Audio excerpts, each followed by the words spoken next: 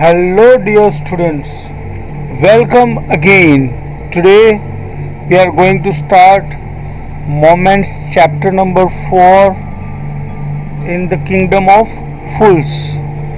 It is a folktale from India written by A.K. Ramanujan. In the Kingdom of Fools is a folktale that brings to light the dangers posed by foolish people. It also emphasizes the view that foolish people can be very difficult to manage. They can be dealt with only by the wise and calm people. The story is based on the theme that foolish people are unpredictable and can be very dangerous. So one must stay away from them even if they offer benefit for some time. The disciple got tempted by the availability of all items for one dudu each and stayed in the kingdom of fools in spite of warning by his wise guru. Had the guru not returned to rescue him, the disciple would have had to pay for the temptation through his life. So let's start to understand this funny and interesting story. In the kingdom of fools, both the king and the minister were idiots. They didn't want to run things like other kings. So they decided to change night into day and day into night. They ordered that everyone should be awake at night till their fields and run their businesses only after dark and go to bed as soon as the sun came up. It means in the kingdom of fools, the king and his minister both were unintelligent. The king and his minister did not want to run the kingdom like other kings did. So they decided to do something different. They started treating night as day and day as night. They ordered that the work which was done at night would be done during the daytime, and the work which was done during the daytime will be done during night time. They passed an order that everyone in the kingdom would work at night. Nobody would sleep at night. The farmers would do farming at night, and the ones who ran businesses would do business at night. As soon as the sun rose, everyone would go to sleep. Kingdom of fools में राजा और उसके मंत्री सब बेवकूफ थे। राजा और उनके मंत्री अपने राज्य को अन्य राजाओं की तरह चलाना नहीं चाहते थे, इसलिए उन्होंने कुछ अलग करने का फैसला किया। वे रात को दिन और दिन को रात मानने लगे। उन्होंने आदेश दिया था कि जो काम रात को करते हैं वो काम दिन को करा जाएगा, और जो काम दिन को किया जाता है वो काम रात को किया जाएगा। मतलब हम जो काम दिन को करते हैं, जैसे कि खेती का काम, बिजनेस, दुकान चलाना, ये सारे जो काम है दिन भर के, वो सारे काम रात को किए जाते थे। और रात को हम क्या करते हैं? आराम करते हैं। तो आराम का काम पूरा दिन वो किया करते थे। इसलिए जैसे ही सूरज उगता सब सो जाते थे। Anyone who disobeyed would be punished with death. The people did as they were told for fear of death. The king and the minister were delighted at the success of their project. One day, a guru and his disciple arrived in the city. It was a beautiful city. It was broad daylight, but there was no one about. Everyone was asleep, not a mouse stirring. Stir means move. If someone would disobey the order, he would be punished with death. The people were scared that if they did not obey the king's order, they would be sentenced with death penalty. So They obeyed the order, although it was very strange. The king and his minister, both the fools, were very happy that all the people in the kingdom were following their order. One day, a saint arrived in the kingdom of fools along with one of his disciples. He saw that it was a beautiful city. It was a sunny day but could not find anyone around. They were surprised. Everyone was asleep, and the writer says that not a mouse was stirring. King का order था कि यदि कोई आदेश को नहीं मानेगा तो उसे मृत्युदंड दिया जाएगा। लोगों को डर था कि अगर उन्होंने राजा के आदेश का पालन नहीं किया तो उन्हें मृत्युदंड दिया जाएगा, इसलिए उन्होंने आदेश का पालन किया। राजा और उसके मंत्री सब खुश थे क्योंकि राज्य के सभी लोग उनके आदेश का पालन कर रहे थे। एक दिन एक संत अपने एक शिष्य के साथ इस मूर्खों के राज्य में पहुंचते हैं। उन्होंने देखा कि जो दिन निकल चुका था, धूप आ चुकी थी, लेकिन आसपास कोई नहीं मिला। वे आश्चर्यचकित हुए। हर कोई सो रहा था और लेखक कहते हैं कि चूहा भी वहां पे निकल नहीं रहा था, मतलब चूहा भी दिख नहीं रहा था। Even the cattle had been taught to sleep by day. The two strangers were amazed by what they saw around them and wandered around town till evening, when suddenly the whole town woke up and went about its nightly business. Wander means walk or move. वहाँ तक कि जो cattle भी थे वो रात को जागते थे और दिन को सो जाते थे। ये दोनों गुरु शिष्यों को पता नहीं था कि वो मूर्खों के साम्राज्य में पहुंच गए हैं। शहर में आदेश है कि रात को जागना है और सारे काम करने हैं और दिन को सो जाना है। वे पूरे शहर में घूमते रहे और जैसे ही रात हुई हर कोई जाग गया और अपना काम करने लगा। The two men were hungry. Now that the shops were open, they went to buy some groceries. To their astonishment, they found that everything cost the same, a single dudu. Whether they bought a measure of rice or a bunch of bananas, it cost a dudu. Astonishment means great surprise. Guru and his disciple were very hungry. When the shops opened at night, they went to buy groceries. They were surprised to see that whatever they bought from the shop costed one dudu. The things were very cheap out there. Whether you buy a big bunch of bananas or you buy a big bag of rice is costed only one dudu. Everything was at the same price in the kingdom of fools. गुरु और उनके शिष्य बहुत भूखे थे। जब रात में दुकानें खुली तो वे किराने का सामान खरीदने गए। वे यह देखकर आश्चर्यचकित थे कि उन्होंने दुकान से जो कुछ भी खरीदा था उसकी कीमत एक दूदू थी। वहाँ चीज़ें बहुत सस्ती थी। एक केले का गुच्छा खरीदो या फिर चावल की बोरी खरीदो, दोनों की कीमत एक दूदू ही थी। मतलब किंगडम ऑफ फूल्स में सब कुछ उसी कीमत पर बेचा जाता था। The Guru and his disciple were delighted. They had never heard of anything like this. They could buy all the food they wanted for a rupee.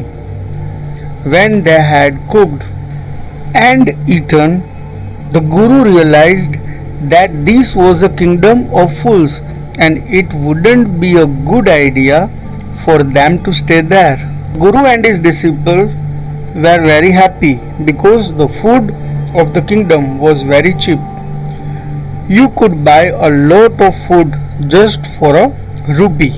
When the Guru and his disciple cooked and ate their food, the Guru realized that the kingdom was a kingdom of fools and decided not to stay there any longer because it was unsafe for them. गुरु और उनके शिष्य बहुत खुश थे क्योंकि इस राज्य में भोजन बहुत सस्ता था। आप सिर्फ 1 रुपये में बहुत सारा खाना खरीद सकते थे। जब गुरु और उनके शिष्य ने खाना बनाया और अपना खाना खाया तो गुरु ने महसूस किया कि ये तो मूर्खों का राज्य लगता है और उन्होंने अब वहाँ नहीं रहने का फैसला किया क्योंकि यह उनके लिए हानिकारक है, असुरक्षित है। This is no place for us. Let's go, he said to his disciple. But the disciple didn't want to leave the place. Everything was cheap here. All he wanted was good, cheap food. The Guru said, "They are all fools. This won't last very long and you can't tell what they'll do to you next." The wise Guru told his disciple that the place was not right for them and asked him to leave at once. But this disciple was a foodie. He loved to eat and that is why he did not want to leave this place because the food was cheap there. Guru tried to make his disciple understand and told him that everyone out there was a fool and was very dangerous. The kingdom would not last for a long time and they could harm them too. बुद्धिमान गुरु ने अपने शिष्य से कहा कि यह स्थान उनके लिए ठीक नहीं है और उसे तुरंत ही इस जगह को छोड़ देना चाहिए। लेकिन यह शिष्य खाने का शौकीन था, उसे खाना बहुत पसंद था और इसलिए वह इस जगह को छोड़ना नहीं चाहता था क्योंकि वहाँ पे खाना सस्ता था। गुरु ने अपने शिष्य को समझाने की कोशिश की और कहा कि ये मूर्ख लोगों का राज्य है, यहाँ सब मूर्ख है और ये उसके लिए खतरनाक है। यह राज्य लंबे समय तक नहीं चल सकता है।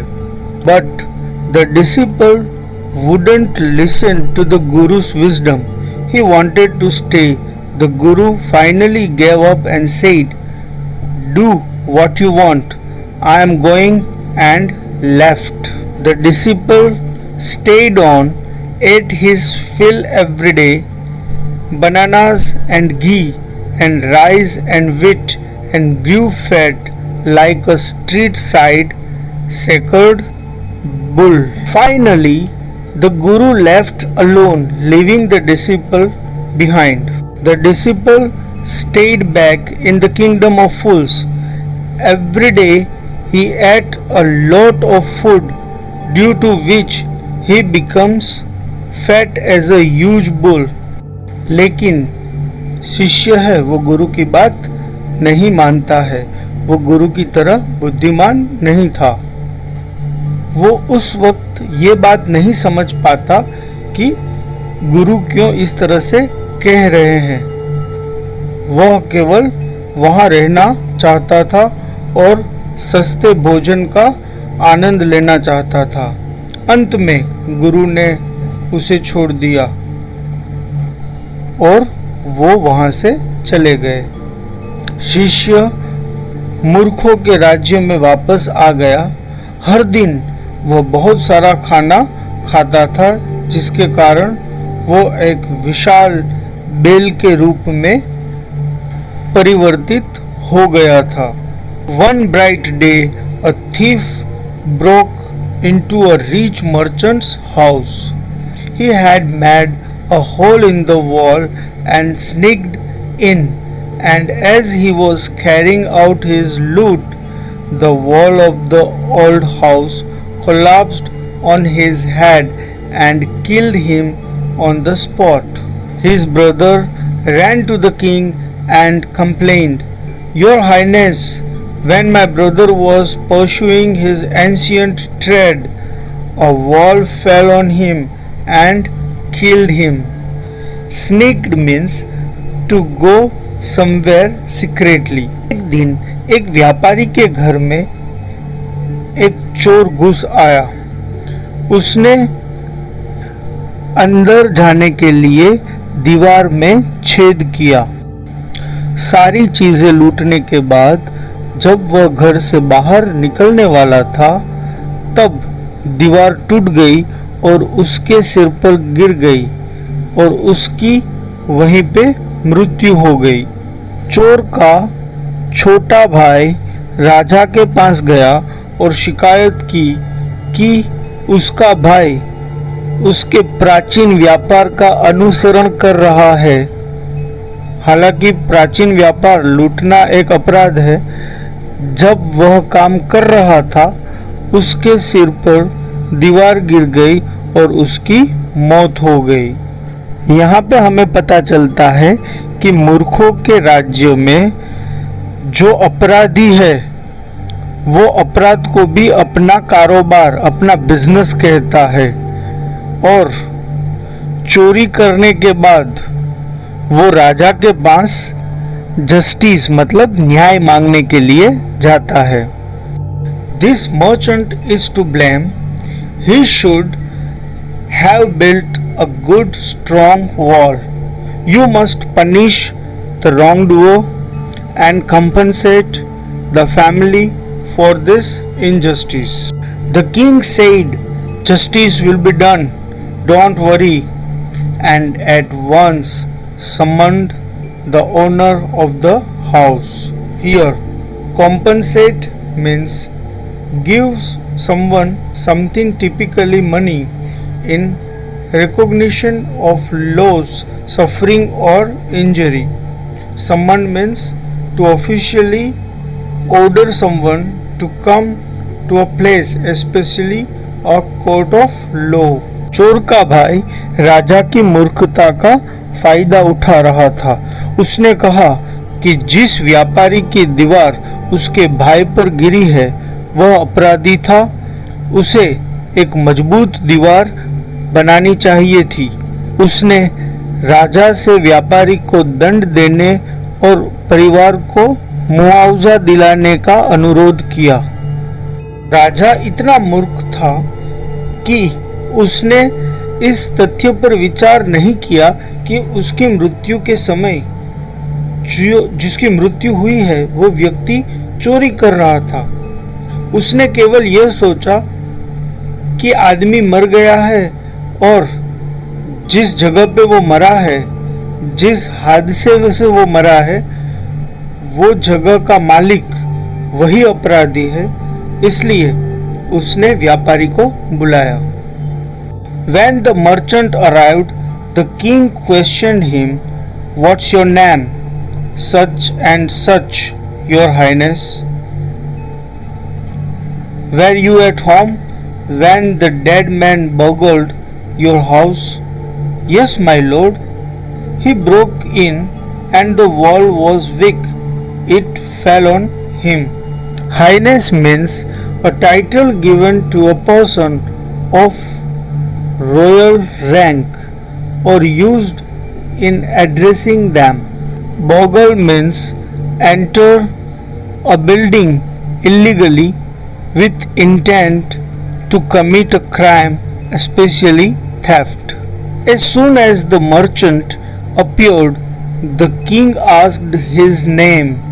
Then the king asked him whether he was at home when the dead man, the thief, was burgling his house. The merchant replied that he was at home only. The thief made a hole in the wall and entered his house, and when he was trying to go out, the wall fell down on him because it was weak. The accused pleads guilty. Your wall killed this man's brother. You have murdered a man. We have to punish you. Lord, said the helpless merchant, I didn't put up the wall. It's really the fault of the man who built the wall. He didn't build it right. You should punish him. Who is that? My lord, this wall was built in my father's time. यहाँ पे राजा ने जो merchant है, व्यापारी है, उसको दोषी कहते हुए कहा कि उसने गलत काम किया है। उसकी कमज़ोर दीवार के कारण चोर की मृत्यु हो गई और अब उसे दंडित किया जाएगा, मतलब उसको पनिश किया जाएगा। मर्चेंट राजा को रिक्वेस्ट करता है कि दीवार कमज़ोर थी क्योंकि दीवार बनाने वाले ने इसका ठीक से निर्माण नहीं किया था, इसलिए आपको उसे दंडित करना चाहिए। और फिर कहा कि ये जो दीवार है वो उसके पिता के समय में बनाई गई थी। I know the man, he's an old man now, he lives nearby. The king sent out messengers to bring in the bricklayer who had built the wall. They brought him, tied hand and foot. You there, did you build this man's wall in his father's time?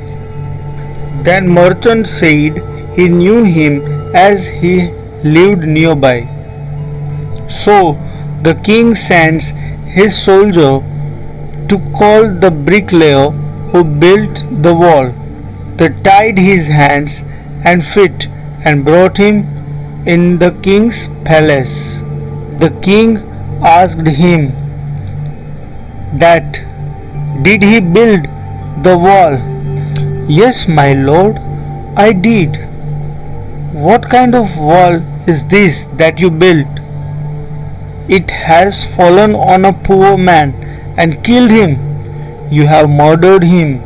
We have to punish you by death. Before the king could order the execution, the poor bricklayer pleaded, please listen to me before you give your orders. It's true, I built this wall and it was no good. He replied yes to king's answer. The wall fell on the poor thief's head and killed him.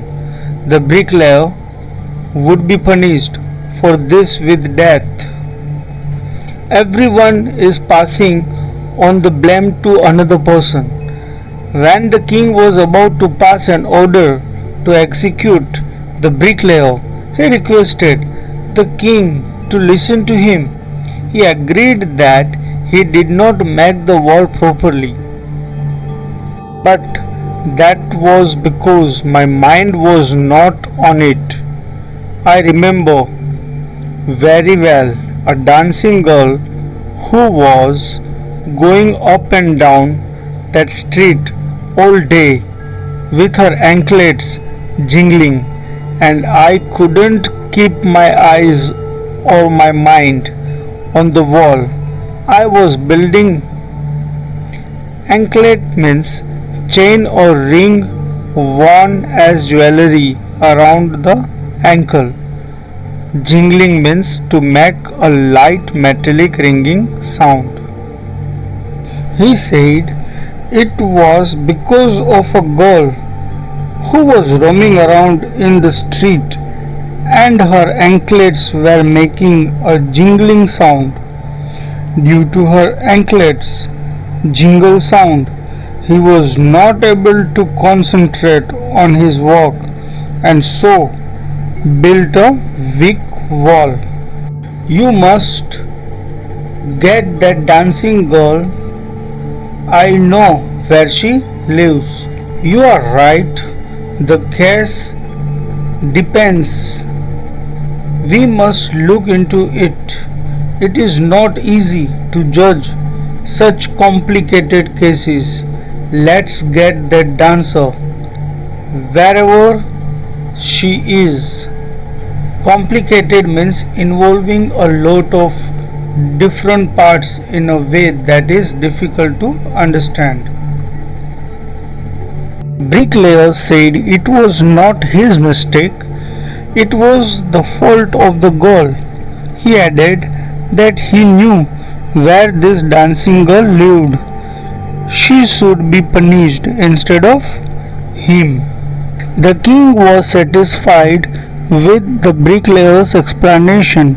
He was convinced with him.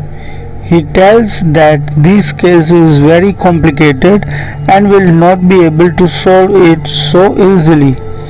He ordered his messenger to get the dancer girl. The dancer girl, now an old woman, came trembling to the court. Did you walk up and down that street many years ago while this poor man was building a wall? Did you see him? Yes, my lord, I remember it very well. Here, tremble means to shake slightly, usually because you are cold or frightened or very emotional. The dancing girl had become an old woman, and she was trembling as she entered the court. The king asked that many years ago, was she dancing and roaming around in the land while the bricklayer was constructing the wall? Dancing girl agreed. So you did walk up and down with your anklets jingling. You were young and you distracted him. So he built a bad wall. Here, distracted means to make someone stop giving their attention to something. He told her that as she was roaming around with her anklets jingling, it distracted the bricklayer. He could not do his work properly. It has fallen on a poor burglar and killed him.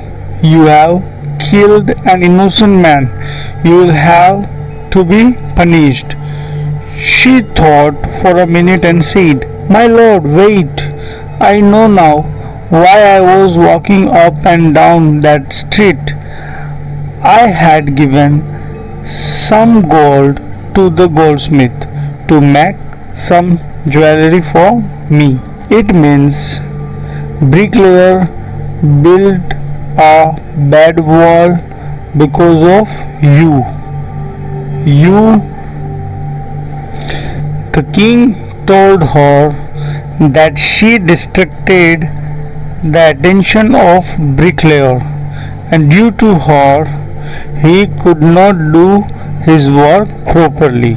He built a bad wall which fell on the thief and he was killed. It was because of her that the thief died and she would be punished. Again, the dancing girl transferred the blame onto another person. She said that she was roaming around in this land again and again because she had to visit the goldsmith's shop. She had given some gold to him to make jewelry out of it. He was a lazy scoundrel.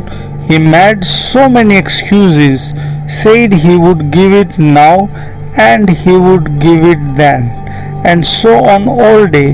He made me walk up and down to his house a dozen times. That was when this bricklayer saw me. It's not my fault, my lord. It's the damned goldsmith's fault. Damned means to misfortune. She said Goldsmith was a dishonest person. He was making excuses for now making her ornaments in time. He kept on asking her to come after some time. Due to this, she had to go to his house at least a dozen times. So the dancing girl said that it was the fault of the goldsmith. Poor thing, she is absolutely right, thought the king. Weighing the evidence, we have got the real culprit at last. Get the goldsmith, wherever he is hiding. Weighing means find out how heavy someone or something is, typically using scales. Culprit means a person who is responsible for a crime or another misdeed. Now, the king says that the poor dancing girl was totally right. He thought a lot and finally said that now they knew who the real culprit was. He ordered to bring the goldsmith. At once, the king's bailiffs searched for the goldsmith, who was hiding in a corner of his shop. When he heard the accusation against him, he had his own story to tell.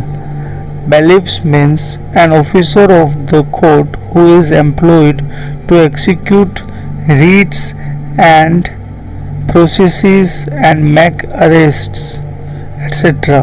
Accusation means a charge or claim that someone has done something illegal or wrong. The bailiffs in the king's court went in search of the goldsmith and brought him to the court.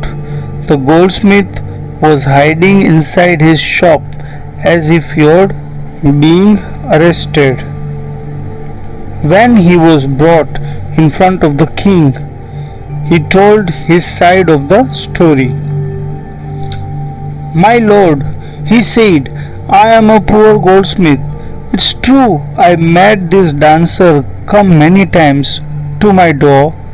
I gave her excuses because I couldn't finish making her jewelry before I finished the rich merchant's orders. They had a wedding coming and they wouldn't wait." Goldsmith said that the dancing girl was right. He made many excuses and made her visit his shop again and again because it was not his fault.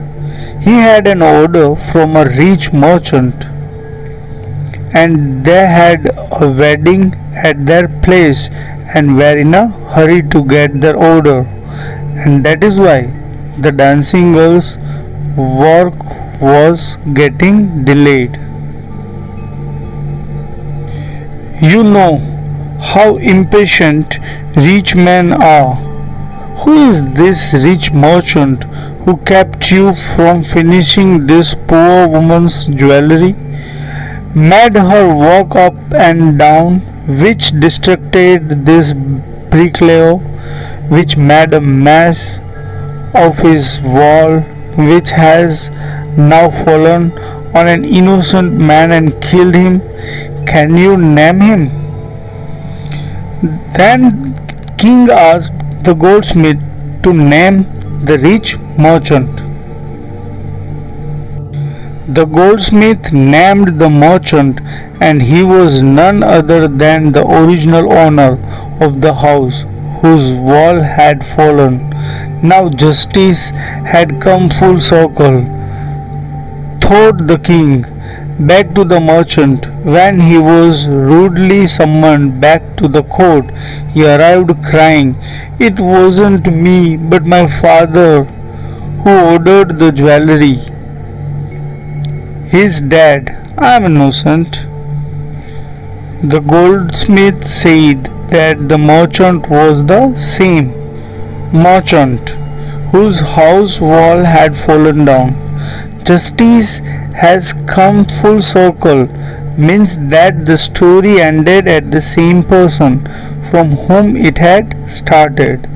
The thief died under the wall of the same merchant whose jewelry this goldsmith was making.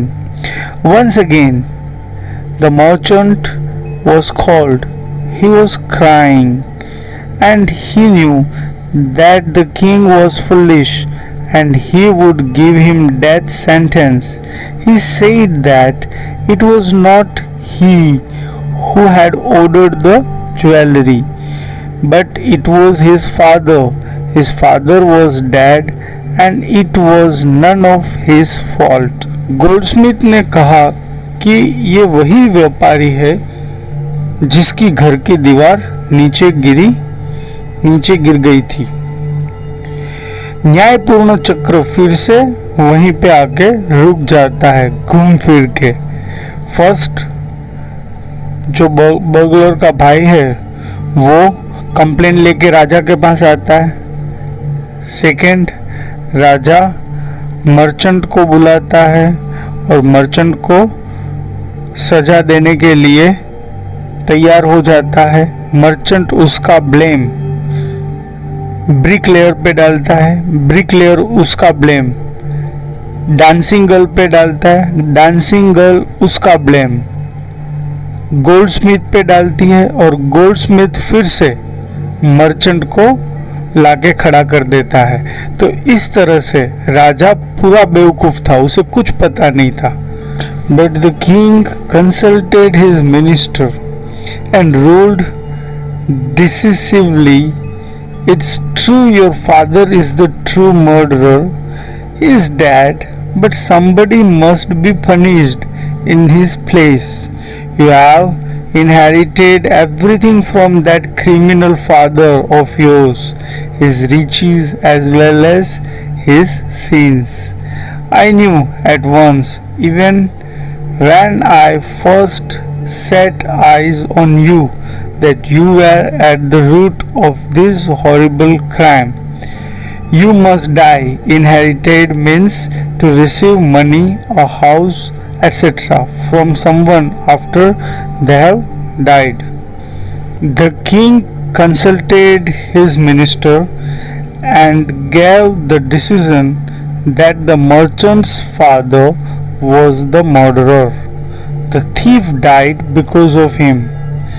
As the merchant's father was not alive and someone had to be punished for the crime, so he said that the merchant's son, who had inherited everything from his father, would have to take the punishment for his wrongdoing as well.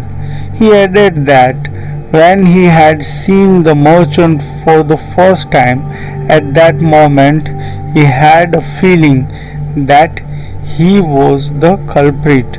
The king announced that now the merchant would have to die, and he ordered a new stake to be made ready for the execution.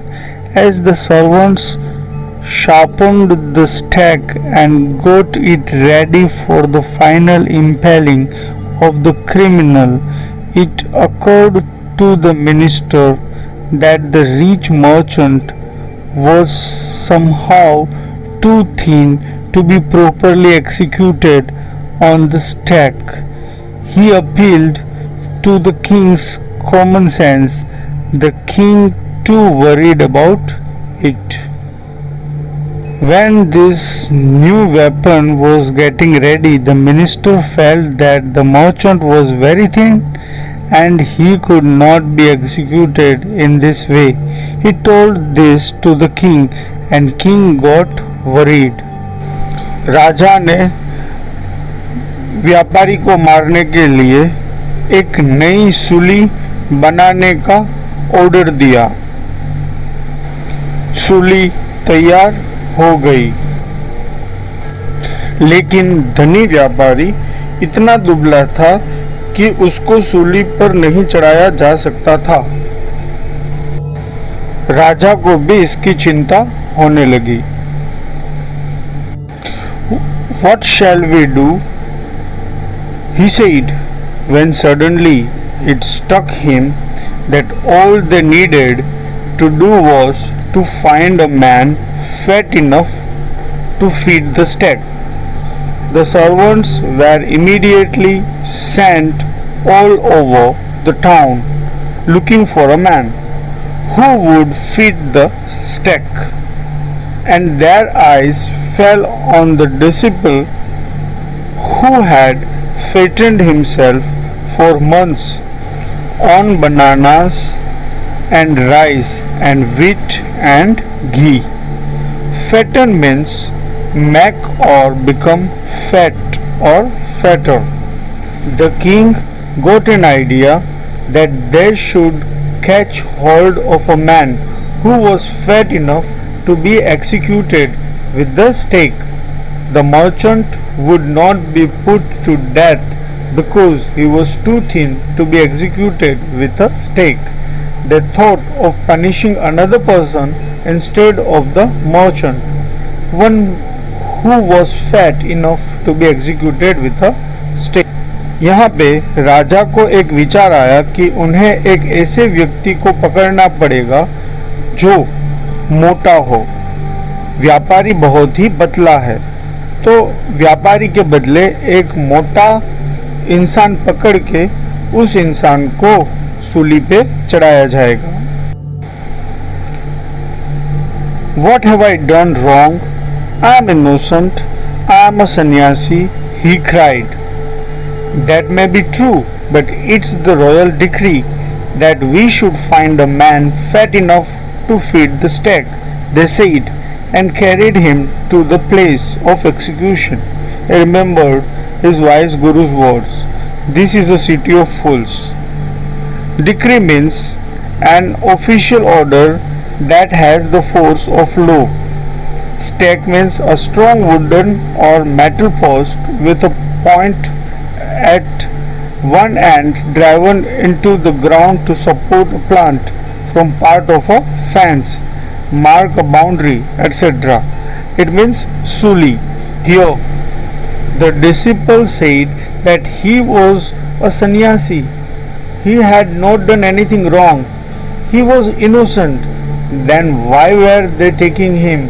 The king's servant said that he was innocent, but they were ordered to catch hold of a fat man who could be executed with the stake, and he was fit for it, and that is why they were taking him along. The disciple is reminded of his guru. Guru, who was a wise man, had told him that it was a city of fools and they could harm him. You don't know what they will do next. While he was waiting for death, he prayed to the Guru in his heart, asking him to hear his cry. Wherever he was, the Guru saw everything in a vision. He had magic powers. He could see far, and he could see the future as he could see the present and the past. Now they were taking him along to execute him. The helpless disciple prayed to his Guru and asked him to come to his rescue. The Guru could visualize the disciple's message due to his magical power. He could see everything. He could see the future, the present and the past. He could see everything in the vision. He arrived at once to save his disciple who had got himself into such a scrape through love of food. As soon as he arrived, he scolded the disciple and told him something in a whisper. The Guru arrived there to save his disciple. The disciple who was trapped in a difficult and serious situation. They were about to execute him, although he had not done anything wrong. So the Guru came to rescue him from this situation. As the Guru met his disciple, he scolded him because he did not obey him and stayed back. He whispered something in his ears. Then he went to the king and addressed him, O wisest of kings, who is greater, the Guru or the disciple? Of course the Guru, no doubt about it. Why do you ask? Then put me to the stake first. Put my disciple to death after me. It means the Guru tried to trap the king in his words. He asked him who was greater between a Guru and his disciple. The king replied that of course the Guru was greater. The Guru said that for this reason the king must execute him before execute his disciple. गुरु ने राजा को अपने शब्दों में फंसाने की कोशिश की। उन्होंने पूछा कि गुरु और शिष्य के बीच कौन अधिक महान है। राजा ने उत्तर दिया कि गुरु।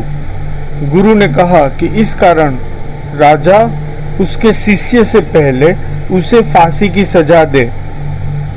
When the disciple heard this, he understood and began to clamor, "Me first! You brought me here first. Put me to death first, not him." The Guru and the disciple now got into a fight about who should go first. The king was puzzled by this behavior. When disciple heard his Guru's words, he started shouting that he wanted to die first. When the Guru and disciple started arguing that who would die first, the king got confused. He asked the Guru, "Why do you want to die?" "We choose him because we needed a fat man for the stake." "You shouldn't ask me such questions. Put me to death first," replied the Guru. He asked the Guru that why did he want to die. They had caught the disciple because he was fat and they wanted a fat man who could be executed with the stake. The Guru refused to reply. He said that he wanted to die before his disciple died. Why? There's some mystery here. As a wise man, you must make me understand. Will you promise to put me to death if I tell you? Asked the Guru. The king gave him his solemn word. The Guru took him aside out of the servant's earshot and whispered to him, "Do you know why we want to die right now, the two of us?" The king felt that there was some mystery behind it. The Guru wanted to die before his disciple and was so eager to die. There must be some reason behind it. The Guru asked the king to promise him that he would execute him first if he told him the secret about why he wanted to be executed first. The king promised that he would execute him first. Then the Guru was ready to clear the mystery. We've been all over the world, but we've never found a city like this or a king like you. That stake is the stake of the God of justice. It's new. It has never had a criminal on it. Whoever dies on it first will be reborn as the king of this country. He said that they had roamed around the whole world but had not seen a city and a king like him. He added that the stake which they would use to kill the disciple was the stake of justice. As it was new, it had not killed any criminal. Further, he said that the one who would die first on this stake would be reborn as the king of the kingdom. By telling all this, he is trying to trap the king. And whoever goes next will be the future minister of this country. We are sick of our ascetic life. It would be nice to enjoy ourselves as king and minister for a while. Now keep your word, my lord, and put me to death. Me first, remember. The one who would die next would be reborn as the minister of the kingdom. The Guru added that he was tired of the life of a sannyasi. He and his disciple wanted to live the life of a king and a minister. So he says that the king execute him first so that he is reborn as a king, and after him his disciple be executed so that he is reborn as a minister. The king was now thrown into deep thought. He didn't want to lose the kingdom to someone else in the next round of life. He needed time, so he ordered the execution postponed to the next day and talked in secret with his minister. After listening to the Guru, the king was in deep thought. He did not want that in the next life his kingdom be snatched away from him. He discussed this with his minister, and execution postponed to the next day. It is not right for us to give the kingdom to others in the next life. Let's go on the step ourselves and will be reborn as king and minister again. Holy man, do not tell lies, he said, and the minister agreed. So he told the executioners, we'll send the criminals tonight. The king told his minister that he did not want that in the next life his kingdom be taken away. He added that the person was a holy man, and holy man did not speak lies. He says that they should die first so that they are reborn as king and minister of the kingdom. The king told his executioners that he would send the criminals at night. When the first man comes to you, put him to death first, then do the same to the second man. Those are my orders. Don't make any mistake. That night the king and his minister went secretly to the prison, released the Guru and the disciple, disguised themselves as the two, and as arranged beforehand with loyal servants, were taken to the stake and promptly executed. Firstly, they should execute the person who came first and then execute the second person.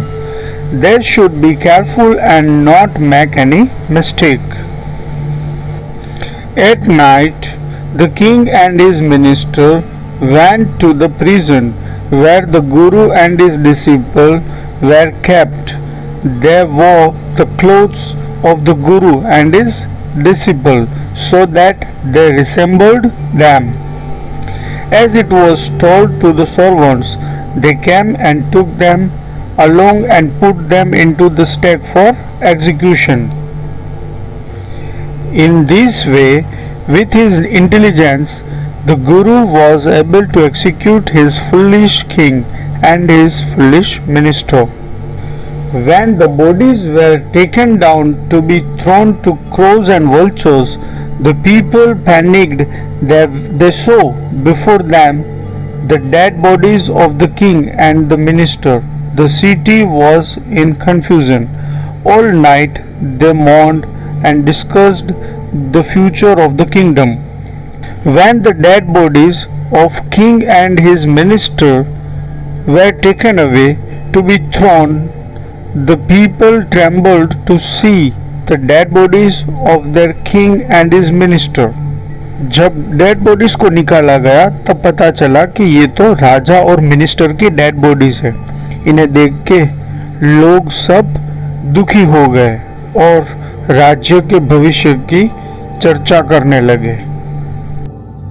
Some people suddenly thought of the guru and the disciple and caught up with them as they were preparing to leave town unnoticed. We people need a king and a minister, said someone. Others agreed. They begged the guru and the disciple to be their king and their minister. It didn't take many arguments to persuade the disciple, but it took longer to persuade the guru. In the morning, some people thought of the guru and his disciple and felt that they should go to them as the guru and his disciple were planning to leave the kingdom. The people stopped them. The people of the kingdom thought that they needed a king and a minister, and so they requested the guru and his disciple to be the new king and minister of the kingdom. Disciple agreed quickly, but it took some time to make the guru agree upon this.